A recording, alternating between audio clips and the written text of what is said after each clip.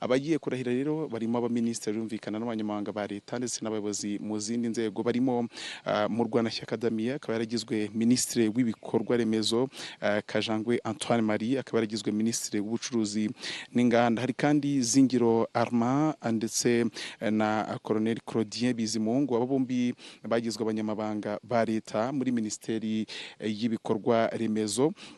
Uretse abagize guverinoma kandi Perezida wa Repubulika aranakira indahiro za James Wizeye akaba ari umunyamabanga mukuru w'urwego rushinzwe iperereza n'umutekano NISS, ndetse kandi hari Judith Mbabazi akaba ari umuvunyi mukuru wungirije ushinzwe kurwanya akarengane.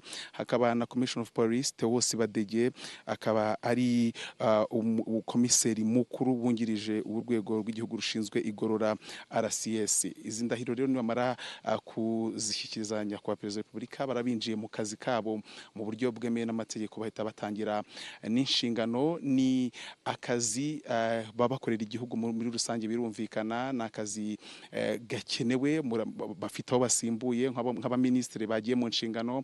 Minisitiri w'ibikorwa remezo asimbuye Dr Jimmy Gasore nawe wakoraga muri uwo mwanya. Hari kandi minisitiri w'ubucuruzi n'inganda mushya wasimbuye minisitiri waruhari Prudence Sebahizi. Muri rusange no gukorera igihugu bari mu nshingano, kandi bagomba kubahiriza icyo amategeko ateganya, birimo gushyikiriza izi ndahiro.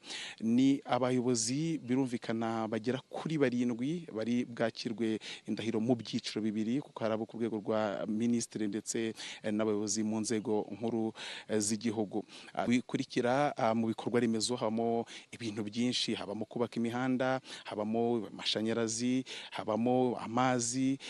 Ibyo byose ni ibintu bikenewe mu gihugu. Ubwo minisitiri w'ibikorwa remezo ndetse n'ikipe bamuhaye, n'ikipe bagiye gukorana irimo abanyamabanga ba leta muri iyo minisiteri, bose baba bagomba gufatanya muri ako kazi.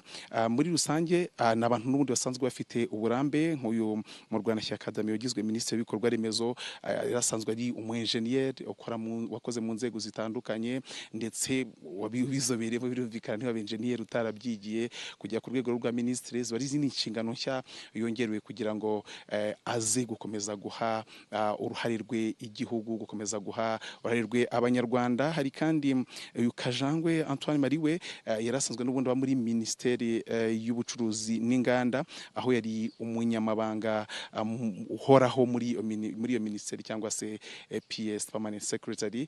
Bivuze yuko ari inshingano amenyereye, ari minisiteri asanzwe amenyereye. Mu bandi bashyizwe mu nshingano ko batari burahire harimo ni minisitiri w'abakozi ba leta ndetse n'umurimo, ni Uwizeye Judith we muri rusange. Rero nyakubahwa Perezida wa Repubulika arahageze, reka dukurikire umuhango, mukomeze mugumane. Tugihagaze turi mu ndirimbo y'igihugu.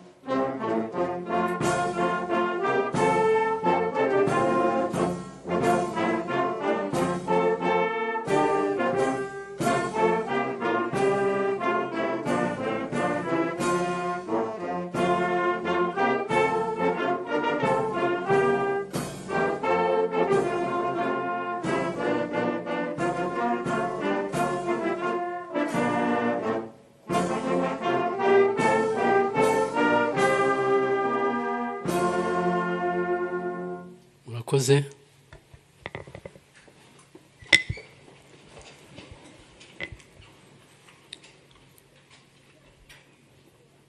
Nyakubahwa Perezida wa Repubulika, nitwa Gatera Frank, ngiye gufasha kuyobora gahunda yo kurahira. Nyakubahwa Perezida wa Repubulika, bayobozi batumirwa mwese muteraniye aha, nk'uko biteganywa n'itegeko nshinga rya Repubulika y'u Rwanda, Nyakubahwa Perezida wa Repubulika yashyize mu myanya abayobozi bakurikira: Bwana Murwanashyaka Damien, Minisitiri w'ibikorwa remezo; Bwana Kajangwe Antoine Marie, Minisitiri w'ubucuruzi n'inganda; Bwana Zingiro Armand, Umunyamabanga wa Leta muri Minisiteri y'ibikorwa remezo; Colonel Bizimungu Claudien, Umunyamabanga wa Leta muri Minisiteri y'ibikorwa remezo; Madame Mbabazi Judith, Umuvunyi wungirije ushinzwe gukumira no kurwanya akarengane; Bwana Wizeye James, Umunyamabanga mukuru wungirije w'urwego rw'igihugu rushinzwe iperereza n'umutekano; Komiseri wa polisi Badege Theos, Komiseri mukuru wungirije w'urwego rw'u Rwanda rushinzwe igorora. Nk'uko kandi biteganywa n'itegeko nshinga rya Repubulika y'u Rwanda mu ngingo yaryo 63 ivuga ibijyanye n'indahiro y'abayobozi, Nyakubahwa Perezida wa Repubulika agiye kwakira indahiro y'abayobozi bamaze kuvugwa. Nyakubahwa Perezida wa Repubulika, murabanza kwakira indahiro y'abagize guverinoma bashya, aribo Bwana Murwanashyaka Damien, Bwana Kajangwe Antoine Marie, Bwana Zingiro Armand na Colonel Bizimungu Claudien. Barigira imbere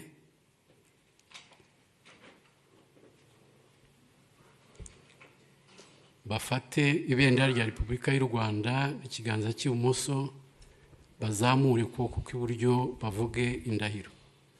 Njyewe Murwanashyaka Damien, Njyewe Kajangwe Antoine Marie, Njyewe Colonel Bizimungu Claudien, Njyewe Zingiro Armand, ndahira u Rwanda ku mugaragaro ndahira u Rwanda ku mugaragaro ko ntazahemukira Repubulika y'u Rwanda, ko ntazahemukira Repubulika y'u Rwanda, ko nzubahiriza itegeko nshinga n'andi mategeko, ko nzubahiriza itegeko nshinga n'andi mategeko, ko nzaharanira uburenganzira bwa muntu n'ibyagira abanyarwanda bose akamaro, ko nzaharanira uburenganzira bwa muntu n'ibyagira abanyarwanda bose akamaro, ko nzaharanira ubumwe bw'abanyarwanda, ko nzaharanira ubumwe bw'abanyarwanda, ko nzakorana umurava imirimo nshinzwe, ko nzakorana umurava imirimo nshinzwe, ko ntazakoresha ububasha mpawe mu nyungu zanjye bwite, ko ntazakoresha ububasha mpawe mu nyungu zanjye bwite, nintatira iyi ndahiro nzabihanirwe n'amategeko. n'intatira iyi ndahiro nzabihanirwe n'amategeko. Imana ibimfashemo. Imana ibimfashemo. Murakoze.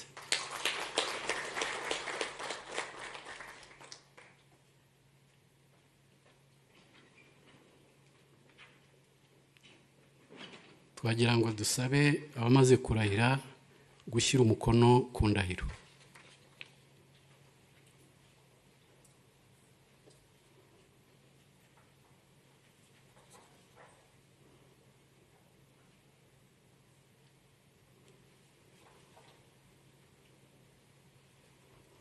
Nyakubahwa Perezida wa Repubulika, mugiye kwakira kandi indahiro y'abayobozi bashya, aribo Madame Mbabazi Judith, Bwana Wizeye James na Komiseri wa polisi Badege Theos. Barigira imbere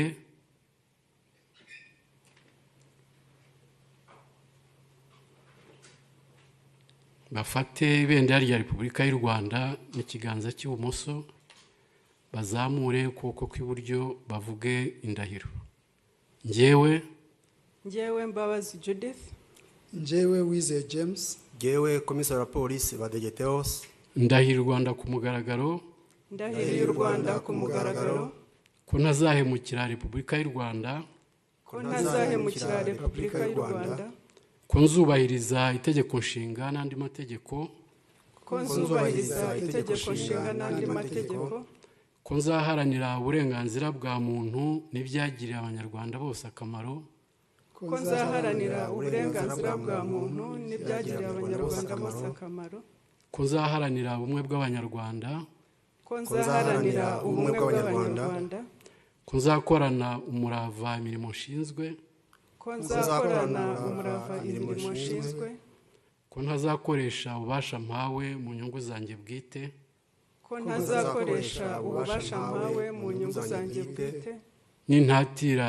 indahiro nzabihanirwe n'amategeko. nintatira indahiro nzabihanirwe n'amategeko. Imana ibimfashemo. Imana ibimfashemo. Murakoze.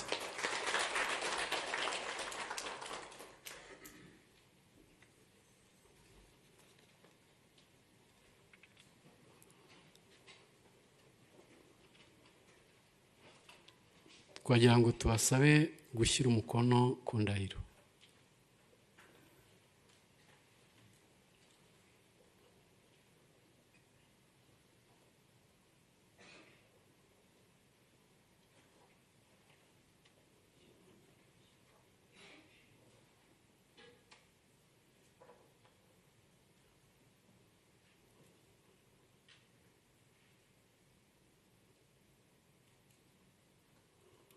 Nyakubahwa Perezida wa Repubulika, nyuma yo kwakira indahiro y'abayobozi mu cyubahiro cyanyu, mwageza ku bateraniye aha n'abakurikiye umuhango hirya no hino ijambo mwateganirije uyu munsi.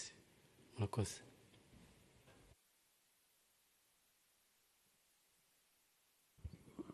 Mwiriwe neza mwese. Ngira ngo ibitumye duteraniye aha birumvikana. Uyu munsi abamaze kurahira baturondoreye batubwiye amazina yabo. Ari Damien Murwanashyaka, ari Colonel Claudien Bizimungu, Armand Zingiro, Antoine Kajangwe, James Wizeye, CP Theos Badege, Judith Mbabazi,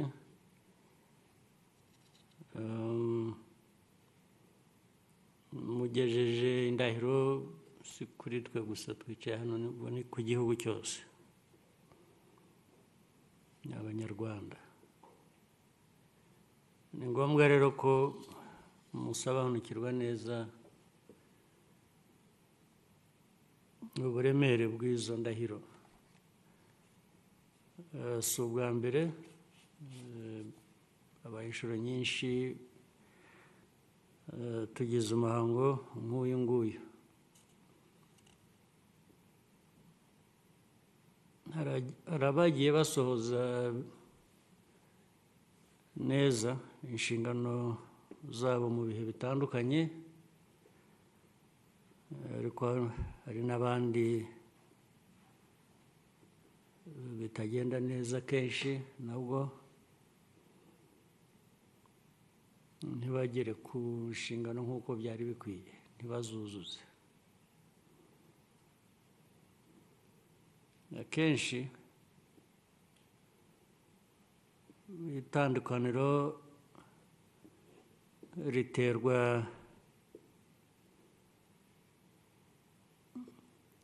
cyangwa se ntiriterwa n'ubushobozi cyangwa umuhate gusa. Ahanini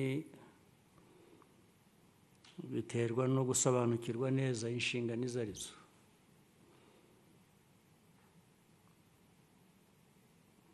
Bakanazireba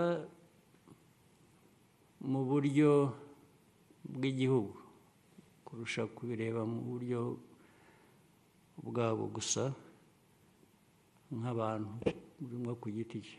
Iyo birebera mu ndorerwamo y'igihugu cyose, ngira ngo birushaho kumvikana n'ubushobozi bufite bukoreshwa neza.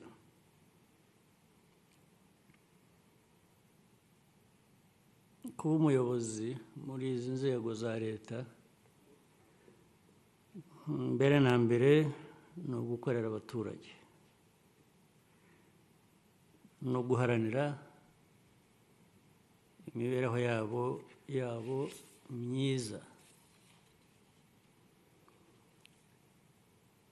Buri wese muri mwe ubu ashyizwe muri uyu mwanya w'izi nshingano kuko hari ubushobozi yifitemo cyangwa yerekanye abantu bamubonyemo aho yari asanzwe akorera. Ariko mujye munibaza muri ibyo byose kuba rimwe bavuye mu banyarwanda bose benshi bashobora kuba nabo bakora nk'ibyo mukora. Icyo gihe iyo ugeze ku mirimo ushinzwe, ibyo iyo byibukije bituma wagira uruhare rwawe rugaragara.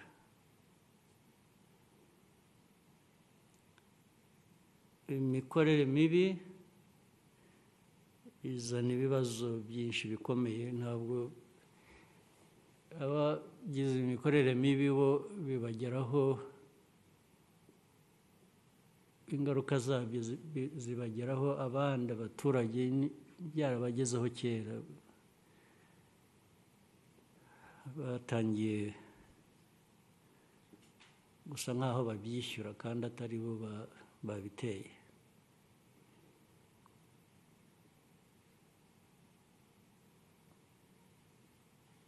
Ikindi cyangombwa ni uko abayobozi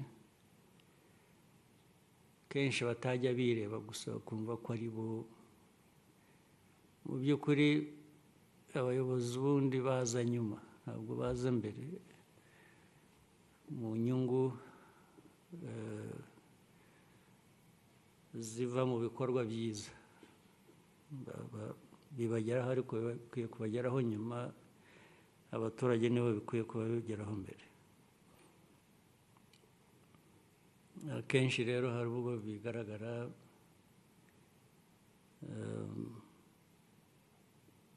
abantu bamwe bashyize imbere inyungu zabo, harimo kwibona ndetse bisa n'ibigiye kuba akamenyero. Abenshi babishyiramo n'ubwirasi bakibagirwa ko ari igihugu dukorera, atari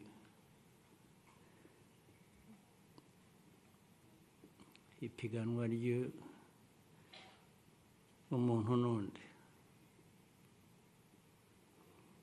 Iteka hagomba kuba inyungu z'igihugu zishyizwe imbere, maze iyo ukoreye neza igihugu, mu by'ukuri ntabwo inyungu zigera ku bandi gusa zikagusiga, nawe uba uri mu babyungukiramo.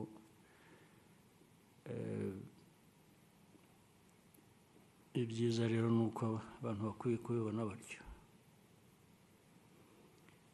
Ariko mujya mwibuka kenshi iki gihugu aho cyari kigeze mu myaka yacu, mu mateka yacu, mu myaka y'inyuma. Iki gihugu aho cyari kigeze, hanyuma abarwaniye no kugikiza bakakibohora, sinzi niba abantu benshi batekereza niba ko abagize urwo ruhare bitekerezaga cyangwa batekerezaga igihugu.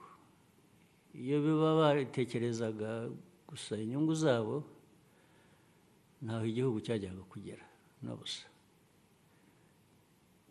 Kandi murabizi ko icyo gihe nta n'inyungu zari zihari. Bavuga ko abantu barwanira inyungu, nta mushahara, nta kintu cyari kiriho, ahubwo icyo abantu babaga batekereza ni uko habaga harimo no gutakaza ubuzima. wowe umuntu wabona ko akora ibikorwa yitanze akarinda yatakaza n'ubuzima, ariko gukorera igihugu kuri uru rwego aho tugeze, ubwo bwitange ubugereranyije ntabwo wari ukwiye kuba butunanira, umuntu agiye abitekereza neza. Ntabwo ari imirimo idusaba gutanga ubuzima bwacu, uzi ngo ugiye ku rugamba ariko nta nubwo uzi kuri butahe amahoro, ushobora gutakaza ubuzima. Ariko aha murabyumva, ibyo dukora buri munsi, ukora ibyo ukora uzi ngo uri butahe mu rugo aho uba uri hose uri muzima. Ayo mateka rero kuki abantu yibagirwa, yari akwiye kuba tuyobora mu bikorwa byacu bya buri gihe. Iyo uhuye n'ibibazo ku kazi, hari uburyo bwo kubikemura iyo ubishaka. Ukorana n'abandi, hari abo uyobora, hari ab'izindi nzego. Ntabwo ikibazo ubundi, nta kibazo gikwiye kuba kitunanira. N'ikitunaniye tuba twumva impamvu, uragicumbikisha, ugashaka amikoro, ugashaka uburyo ukabwubaka kugira ngo noneho usubire inyuma ukemure cya kibazo. Ariko byose bikunda ari uko abantu bumva neza aho inshingano ziva n'aho zigarukira. Mujye rero muhora mwibuka ko muri izi nzego dukoreramo twese, dukorera igihugu, intego ni imwe. Ujye wibuka ko uri kumwe n'abandi.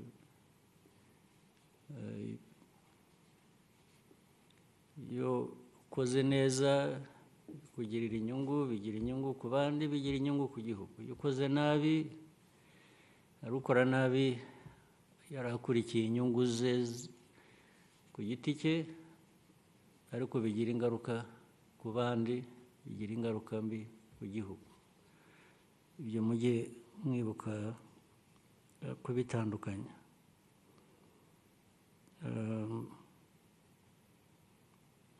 Ubundi nta gikwiye kuba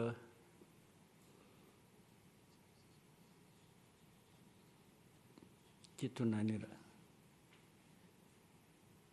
ariko hari ikintu duhora tunanirwa nacyo cy'umuco. Umuco ugira kumva, ugira gushaka, ugira gukosora ibitagenda neza. Abantu benshi bagira ibibazo n'aho bihera. Naho impinduka zo nk'izi, ahubwo ndetse ubundi birashoboka ko zajya ziba mu gihe gitoya cyane kurusha ubu. Abantu bashobora kwibwira ngo ariko ba minisitiri bahindutse vuba. Yes, bahindutse vuba, ariko ujya wibaza impamvu ni iki. Impamvu iroroshye. Abashinzwe kuyobora igihugu cyangwa abashinzwe kuyobora abo bantu cyangwa ababashyiraho, iyo batameze nk'abo bahindurwa cyangwa abandi bagerwaho n'ibindi bitari byiza,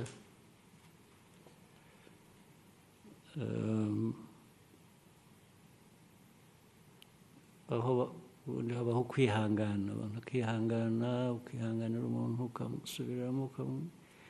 Hari indwara iba mu bantu, wenda ahandi bambwiye ko iyo ndwara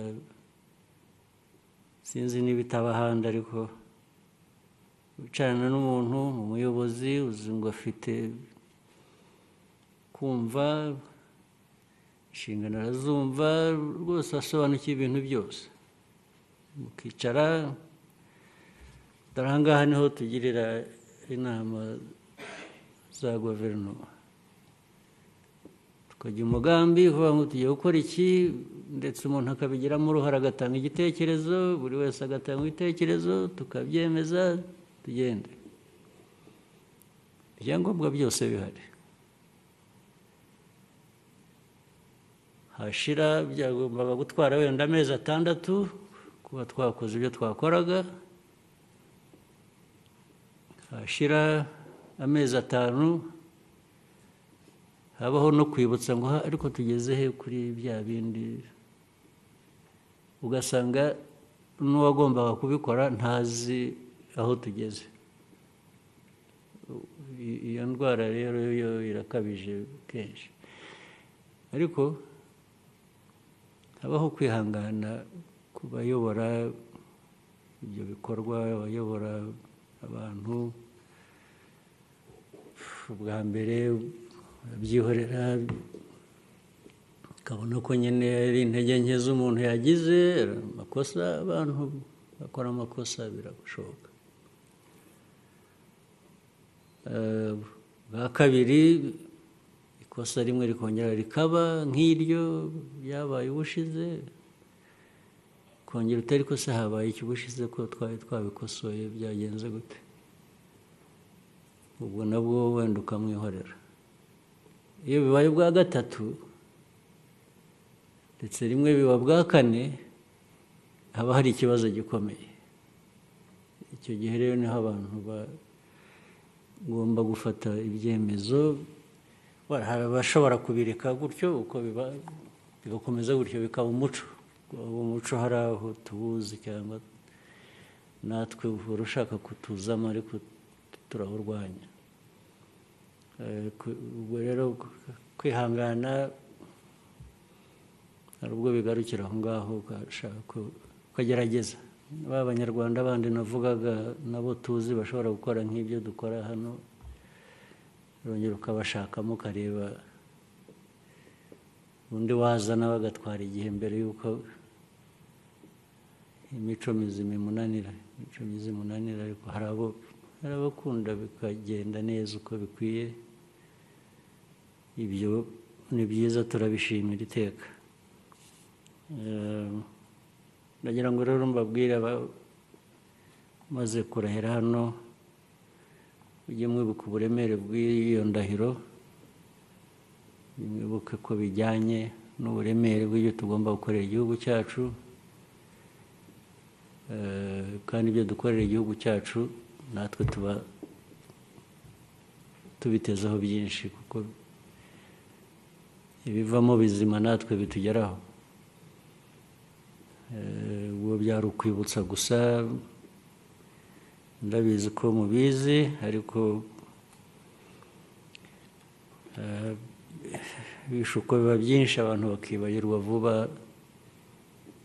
Nibura mujye mwibuka mutari ko twarabiganiriye. Hari ubwo bikugarura, iyo wibutse bikugarura ku murongo, ukareka gukora ibikwiye kuba bidakorwa. Naho ibindi mbifurije imirimo myiza, ni imirimo ishoboka. Nta gitangaza rwose kiri muri ibi bintu dukora cyangwa mwarahiye uyu munsi. Ni ubuzima busanzwe. Iyo ushatse kubigira ubuzima busanzwe kandi bwiza, kandi birakunda. Iyo ushatse kubivanga rero ugashyiramo ibindi bidakwiye, nabyo bigira ubuzima bugufi kenshi. Mugire umunsi mwiza, mugire imirimo myiza,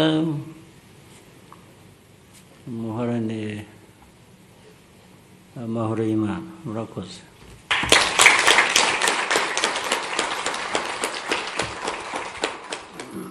Murakoze nyakubahwa Perezida wa Repubulika ku mpanuro muduhaye. Gahunda y'uyu munsi irasozwa n'ifoto y'urwibutso, protokole n'igiye kubidufashamo. Murakoze, mugire umunsi mwiza.